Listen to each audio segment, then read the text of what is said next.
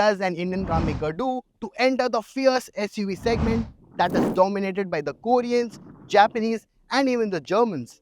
Well, Tata has an answer to that, and it's called the Curvv.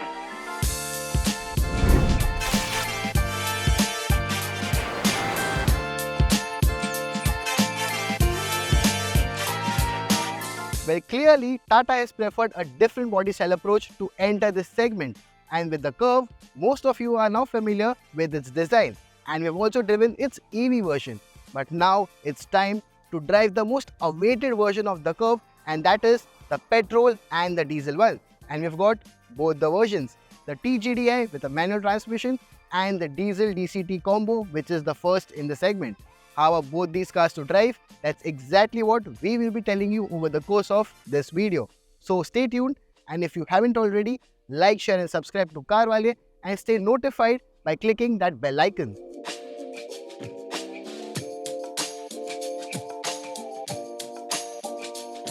But before we get to the driving bit, let's talk about the interior of the Tata Curvv. Now, if you have seen and lived with the Nexon enough, you will find the dashboard layout of the Curvv very similar. But what Tata has done here is that given the dashboard few nice elements with textures and colors to give it a more upmarket and premium feel. Like on the top of the dashboard, you get this textured hard plastic, a silver line that runs horizontally across the dashboard, a more vertical textured element here, and what looks here like soft touch material is actually plastic, and you get this fox stitching like elements. But overall, what we can say that the fit and finish of these plastics on the dashboard have improved significantly compared to other Tata models that we have seen over the years. Taken from its siblings is also this a big 12.3-inch touchscreen infotainment system, and this one comes loaded with features. For example, you can also control the air condition with this infotainment system. You get an air purifier, wireless support for Apple CarPlay and Android Auto, and you also get this incredible JBL sound system along with 8 to 9 different sound modes. What is also new is this a 10.25-inch digital instrument cluster with customizable displays. What we don't like about this instrument cluster is that it's set deep inside the layout that makes it look significantly smaller than its actual size.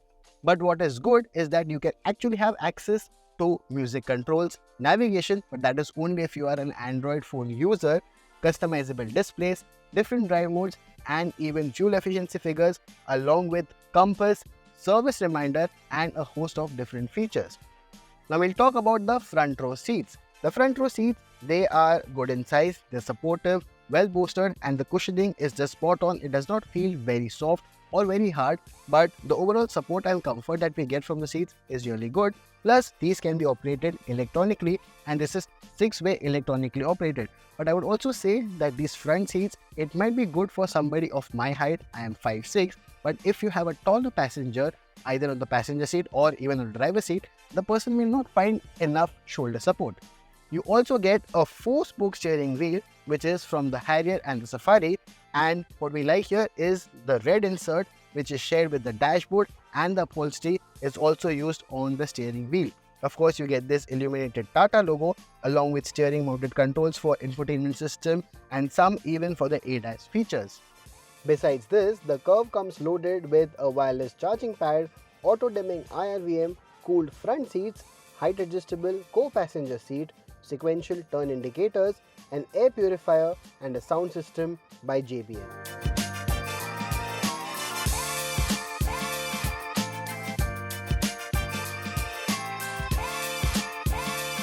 Now the overall forward visibility of the Tata Curvv is really good because you can see the edge of the bonnet.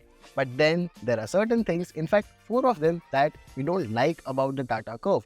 The first one is the rear visibility. Now you do have some benefits with the coupe body style, but one downside of this coupe body style is that the rear visibility is really very tight. The second con that we have about this cabin is about the storage space. You do get a wireless charging pad here, but the cabin misses out on dedicated cup holders. But Tata has thought about it, but you do get integrated cup holders that is inside the glove box. Well, that actually is an addition, but it might not be very convenient to use. Third point is this touch panel. First of all, it's gloss black and has already attracted some dust and even few scratches on this panel. And also about this panel is the lack of haptic feedback. You have these buttons, but there is no feedback from them, and while driving it becomes very cumbersome to use. The fourth point about this cabin is the ergos. You do get a Type A USB charging port, a 5V even Type C charging port and a 12V socket. But it's awkwardly positioned and accessing this is a bit of a task.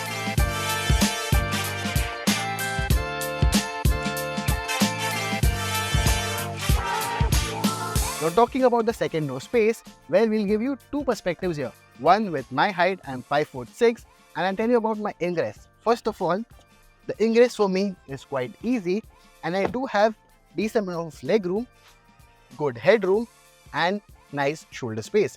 Also for the rear passengers, you do get quite a lot of features such as AC rear vents, two USB charging ports, one is Type A, second one is Type C.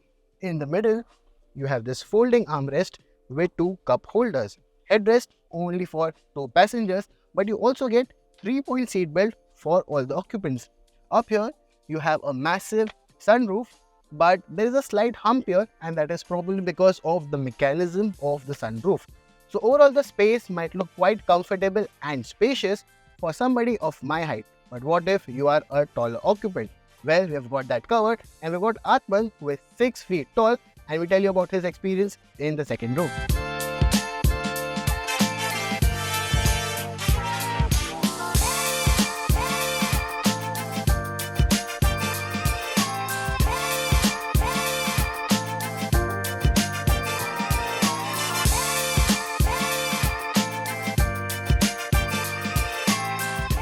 Now, we might not be very impressed with the space in the second row, but this coupe body style gives one more USP, and that is actually the boot space. This one can be operated electrically with gesture control, and you get access to 500 liters of boot space. And the space can easily gobble up 2 to 3 medium-sized suitcases, and additionally you get 4 hooks. These 4 hooks are placed on each side and they have the capacity to hold 1 kg. Now we also get a spare wheel instead of the puncture repair kit which is offered in other Tata models. But the size of the spare wheel is actually 16" in size, which is 2 sizes smaller than the ones offered on the top spec Accomplished Plus variant.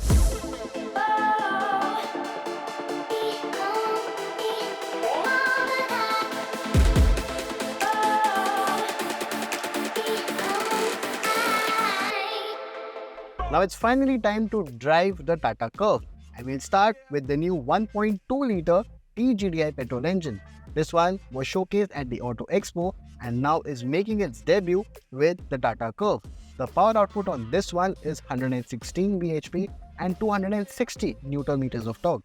You can have this with a 6-speed manual and even a 7-speed dual clutch transmission. What we have here is the manual transmission.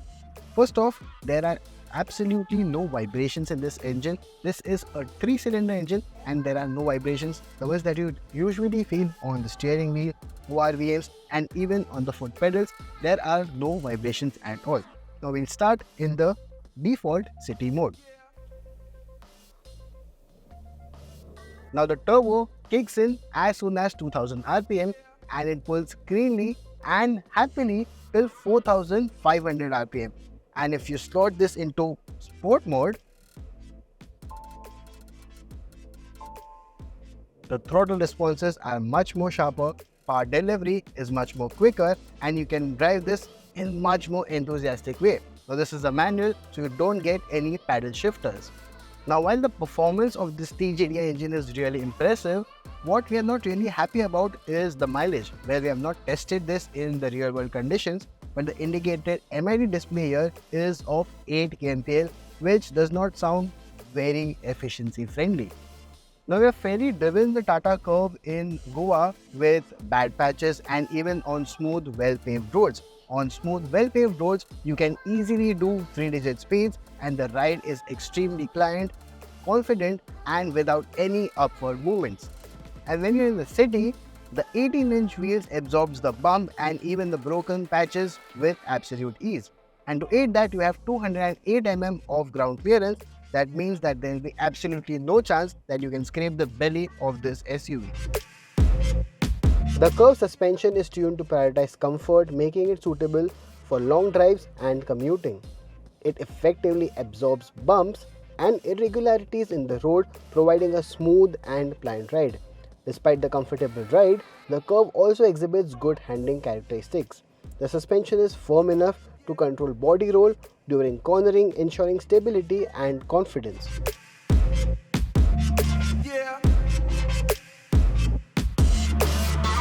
Now on to the diesel Curvv. This one is powered by Tata's new and tweaked 1.5 litre diesel engine. It puts out 116 bhp and 260 Newton meters of torque, which is considerably more than the one offered on the DGDI engine. Now this one that we have is mated to a 7-speed dual clutch transmission.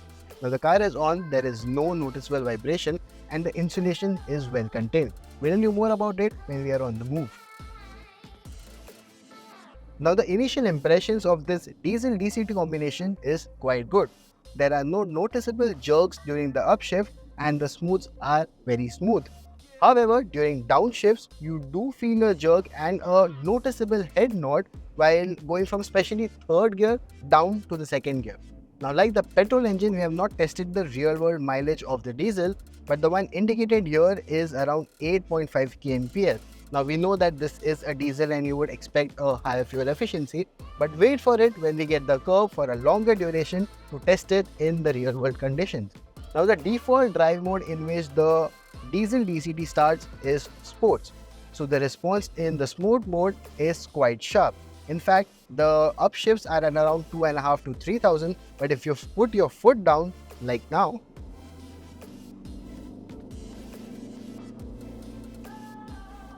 the gear shifts are much more delayed and it upshifts at around 3 to 3500 RPM.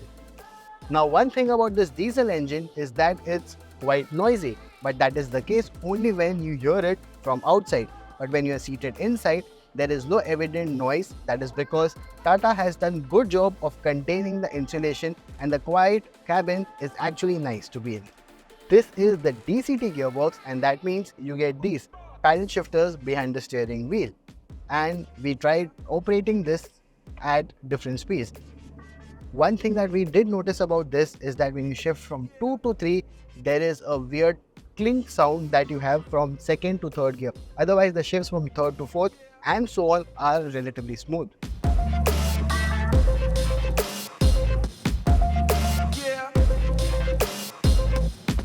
Now, all Tata cars have been successful in getting a full 5-star safety rating. The most recent ones being the Tata Safari and the Tata Harrier. While we still await the crash test results of the Tata Curvv, the extensive safety feature list looks quite promising. You get auto headlamps, rain sensing wipers, front parking sensors along with rear parking sensors, a tire pressure monitor, 360-degree camera and even 6 airbags. To top it all up, it also gets level 2 ADAS, some of which include lane departure warning, lane departure assist, forward collision warning with avoidance, rear cross traffic alert, a blind spot monitor and a blind spot monitor with camera.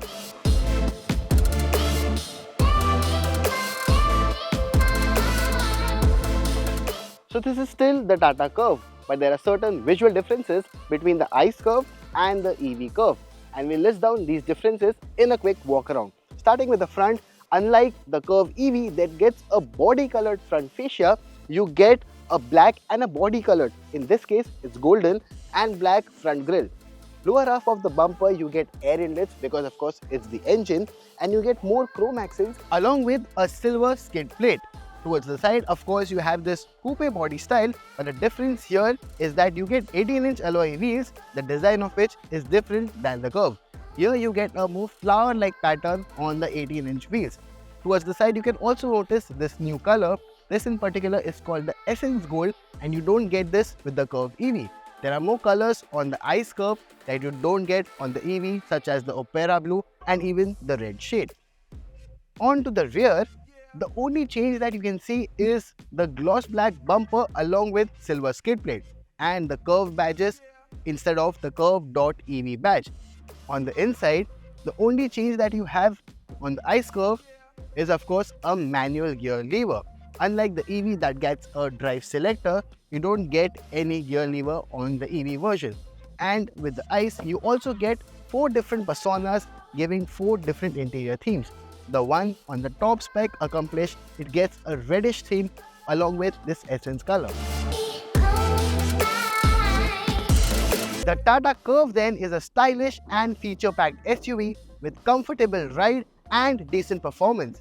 Its coupe-inspired design sets it apart from the traditional SUVs, giving it a visual appeal. The interior too is well appointed and it has modern range of features. However, there are some shortcomings too. The infotainment is still a bit glitchy and you have few ergo issues on the front row. And then the second row space is not so good for taller passengers. But the Curvv tries to compensate that with a bigger and very practical boot space. While many will see this as an upgrade from the Nexon, there are many aspects that this one shares with the Nexon, such as the front design and even the interior. But the Curvv also gets new set of powertrains and much more extensive feature list. And the prices, they range between 10 lakh to 19 lakh, putting the Curvv exactly in the mid-size SUV segment, and it's got competition from the entire segment, almost 8 models. So what do you think about the Curvv and what do you want to know more about the Curvv? Let us know in the comments below.